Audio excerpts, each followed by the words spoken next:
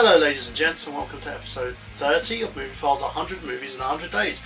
And today we're taking a look at a rather special Marvel movie in terms of the fact it was one of the biggest box office bombs for 20th Century Fox, and that is the Ben Affleck vehicle, Daredevil. And Daredevil is a 2003 American superhero movie which is directed by Mark Steven Johnson, and it's based on the Marvel superhero character Daredevil, also known as Matt Murdock. Now, for most of you who don't know the character, he's a rather obscure one and a very dark superhero figure who has the super sense. You know, he's not a mutant, he doesn't have special powers, he just literally has this ability, which was the same ability that caused him to go blind. Masturbation. This also had Jennifer Garner as Elektra, and also the man who's currently seeing I would say a downturn and such as an actor. Playing that gentleman is Colin.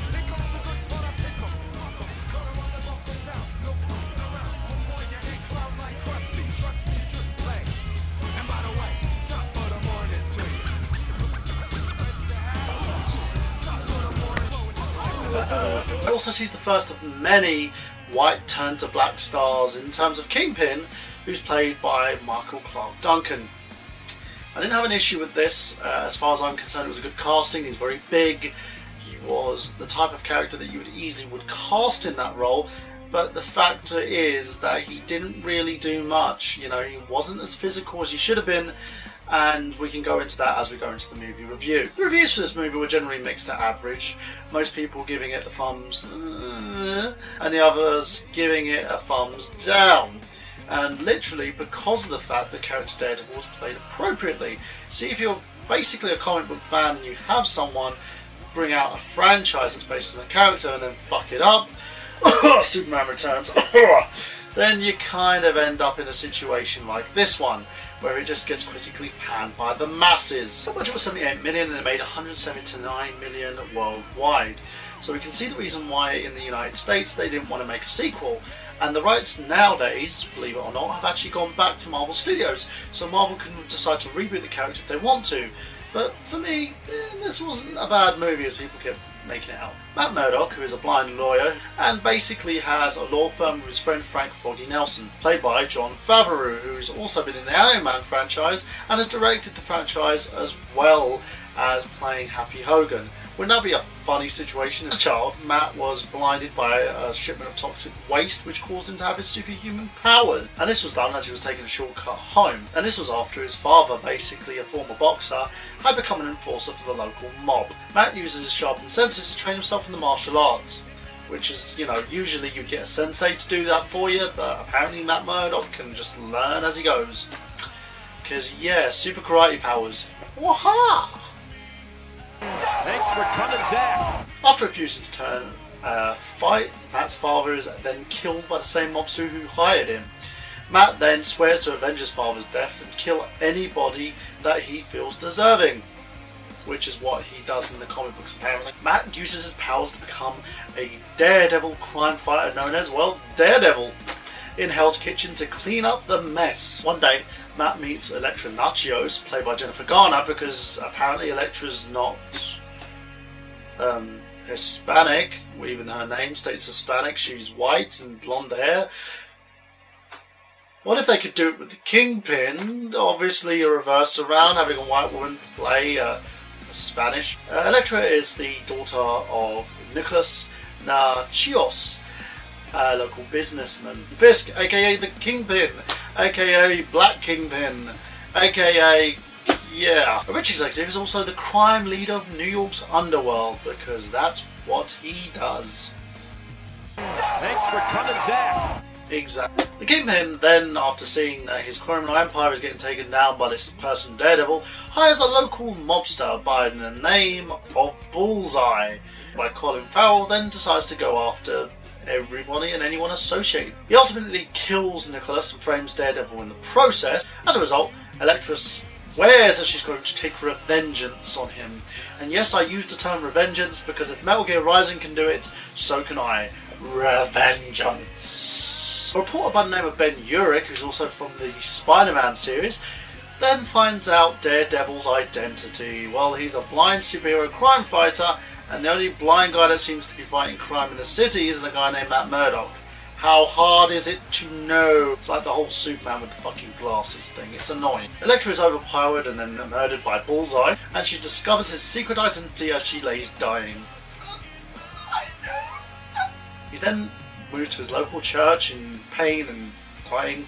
He's then taken care of by his local pastor by the name of Father Everett. Bullseye is then taken out by Daredevil as they fight their final battle, and he tries to impale him with a piece of wood.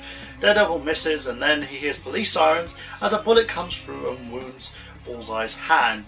Bullseye then begs for mercy as Daredevil throws him off the top of the roof as he lands on Ben Urich's car, wounded but alive, because he's got superhuman abilities all of a sudden. After discovering that Fisk is the Kingpin and that he's Bullseye's employer, Daredevil decides to go after the big man, taking a vigilante stance in his own hands, because that's what he does. Thanks for coming, Zach. Yes, Mark Henry. He then goes to the office to confront the Kingpin, and then the Kingpin proves that he's an extremely powerful combatant, beating 7 shits out of Daredevil. He then explains to Matt why he kills people, because that's business. Matt angered seems to overpower the Kingpin and then takes him out in the fight. The Kingpin also discovers Daredevil's secret identity and swears to take revengeance on him. Revengeance! Matt then points out that he can't basically reveal his secret identity because of the fact that if he does, he was beaten by a blind man. So, you know, mob law and all that shit, you don't really want to know people know that you've been beaten by a blind man, even though I think he would give 2 shits in prison. After taking out the Kingpin and gaining some closure in his father's murder, he then goes to the rooftop after realising that Elektra could be alive and finds her necklace at the top of the hotel.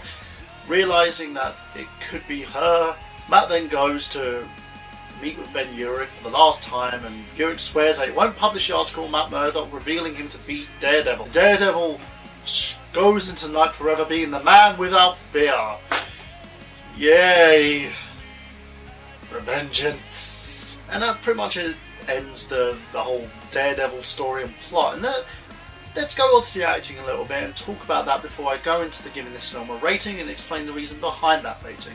Ben Affleck was pretty good as Matt Murdock Daredevil. He played the character to a T and just basically did what he was told to do. The main issue with this movie, I believe, is script writing. I felt that the movie wasn't scripted properly, it wasn't produced properly, and it was a failed attempt for Marvel to cash on the character.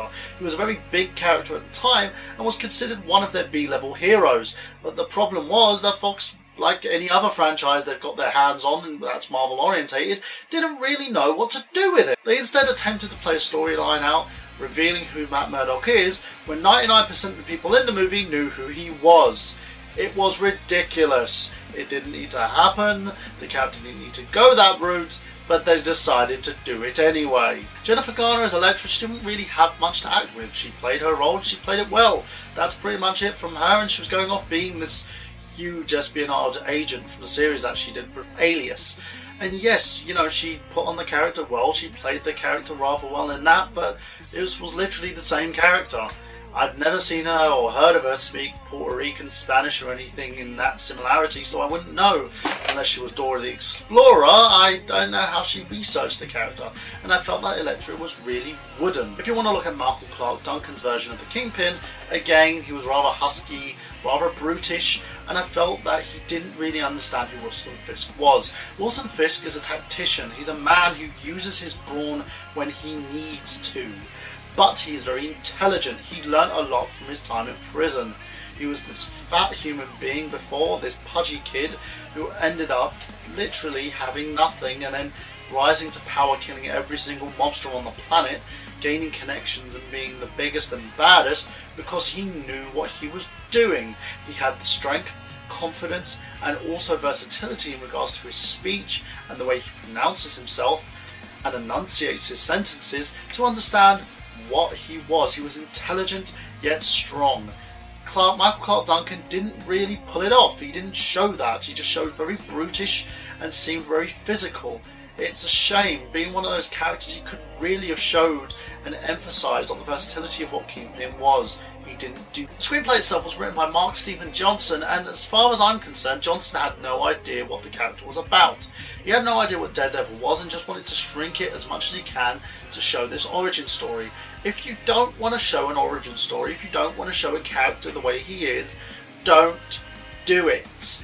Yes, I can understand the whole aggressiveness and killing everybody and anyone to assume justice, but Murdoch was never like that. Murdoch was always on the right side of the law. Murdoch became Daredevil because he wanted to clean up his society, clean up the Hell's Kitchen, to make sure that no one or anyone would suffer the way that his father did. He wasn't after revengeance.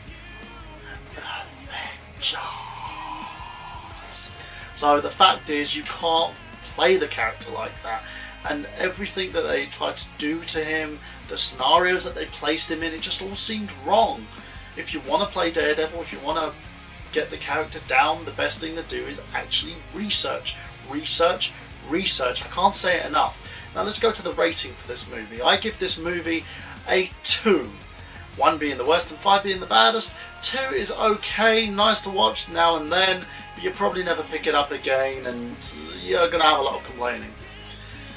The thing is, it's not poorly acted, but it's badly written. The characters are badly driven, the direction is horrible, and I felt that a lot more could have been done for this movie to get it to work. It had all the mechanics to be an A-list movie, but wasn't, because Fox looked at casting a lot of flavour of the months instead of looking at actually highlighting his character's strengths. They instead made everyone in this movie weak, and the fact that they let everybody know who Daredevil is ridiculous. It's like nearly everyone in Hell's Kitchen knew who the guy was. So there you go, guys, that's my review, and see you again for episode 31, where I will be reviewing the movie Resident Evil.